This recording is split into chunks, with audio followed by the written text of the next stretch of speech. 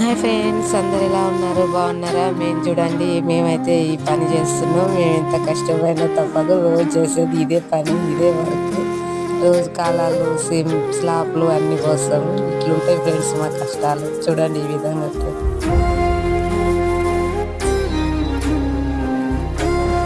Okay friends, bye. మరి చూడండి మేము చేసే విధం ఈ విధంగా ఉంటాయి.